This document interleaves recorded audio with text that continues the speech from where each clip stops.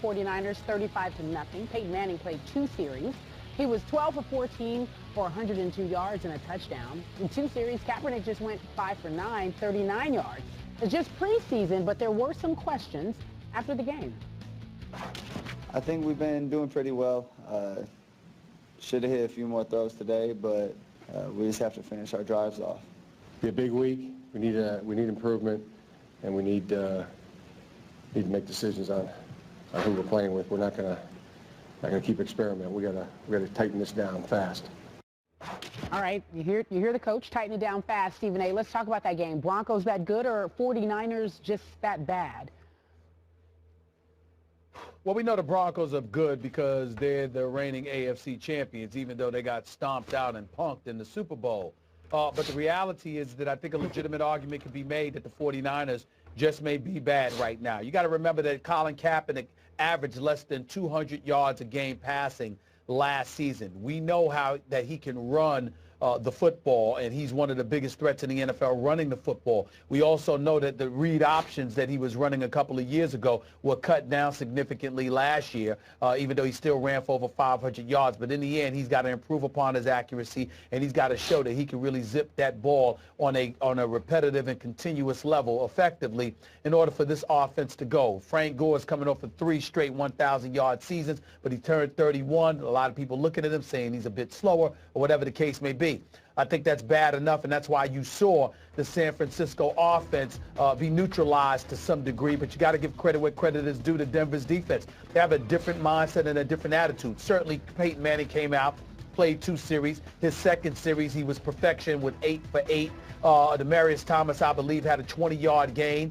You look at some of the things that they happened in terms of their ability to move the football, and they were moving it very, very easily, I might add, and it just seemed like San Francisco posed little to no defense whatsoever. And then I'm looking at guys, Skip, they look like they were completely lost. And over the last 2 seasons, I mean, you got Deshaun Goldson, he had left last year, before last season. And then this offseason, who's gone now? You've got Dante Whitney, he's in Cleveland. You've got Terrell Brown, he's with the Raiders. Excuse me, you got Carlos Rogers, who obviously was cut for salary cap reasons, and then he joined Brown with the Raiders. And clearly there seems to be some issues with San Francisco's secondary. There's no question about that. So to me, even though Denver was formidable last night, they were actually dominant. At the same time, they are who we thought they were. You've got Peyton Manning, you've got Demaryius and Julius Thomas with a Wes Welker and what have you. You've got your requisite weapons. On the defensive side of the ball, Ware, Aqib Talib and those boys joined the crew. So we expected them to be more formidable defensively as well. What we did not anticipate was for San Francisco to throw up a donut, you know, while debuting in their new stadium, Levi Stadium. But that's what ended up happening. So to me, they're worse as opposed to Denver being better. So you have been bullish all offseason on the 49ers, maybe even winning the conference, not just the division, but the conference. Do I hear you backing off that bullishness? You might. You might. Oh. We'll find out in about a week or two when we make our predictions for the season. Okay. I think the same thing about the 49ers that I thought before the game. But the answer to Kerry's original question, that good or that bad, is that, to me, yesterday, Peyton Manning was simply that good.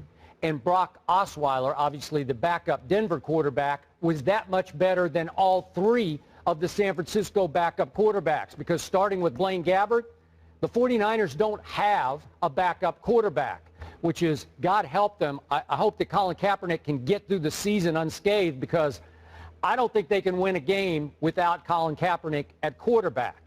Now back to Peyton. He was in MVP form already yesterday. He just toyed with actually what was left of the 49er defense, and he's already the odds-on favorite among the odds makers to win another MVP, which should actually be his 3rd straight MVP. You remember he didn't win 2 years ago. Adrian Peterson did, shouldn't have. But I'm sticking by what I'm saying, and I don't want to get off track here, but this is why, once again, I said going back 2.5 years ago, Indy should have never let Peyton Manning go. I know they chose Andrew Luck over Peyton, and I said that Peyton will give Indy, or would give Indy, a better Super Bowl shot the next 3 years. And I think I'm right on schedule, because Peyton still has another all-pro MVP-style year. If not, I think he will win the MVP this year.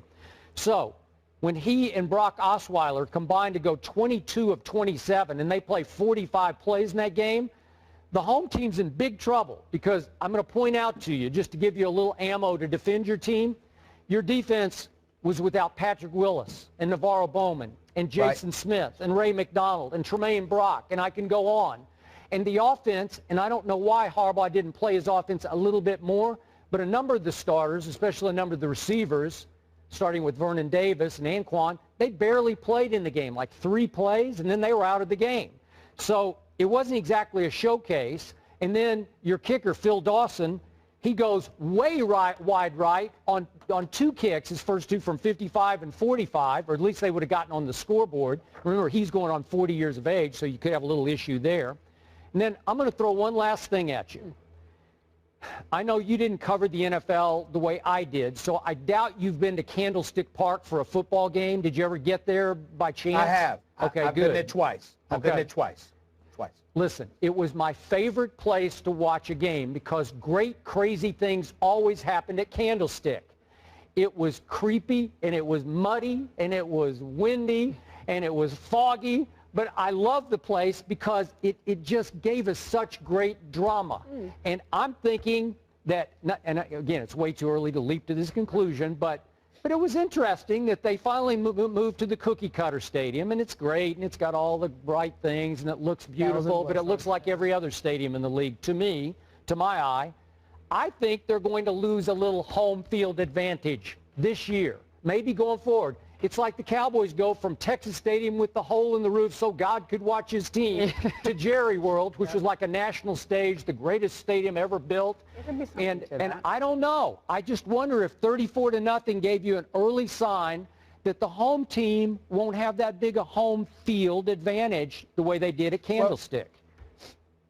I think that's a legitimate point because, Skip, with Seattle being your primary element of competition, you see how this stadium is, how it's built, you know, aesthetically, the impact that the noise from the crowd has.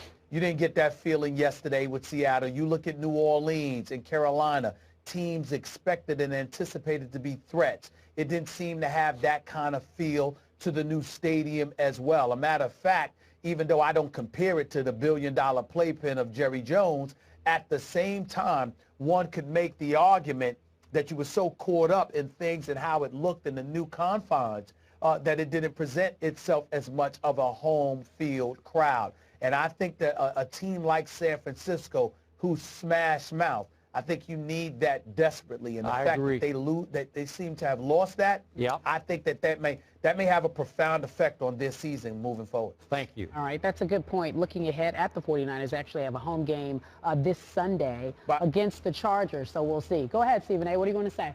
By the way, I'm just saying, just let everybody know, Kerry, I'm sniffling, man. I can hear it. I feel great, but I'm sniffling. I'm battling an allergy. It's a little congestion, but that's okay. See, that's what you get for getting up at 5 o'clock in the morning. You can't work out anymore. It's not good for you. That's what we've determined. Listen, I'm starting to look good. I ain't going to stop working out. No. I didn't even eat any crunch berries this week. I'm trying to tell y'all. All right, let's move on, ladies and gents.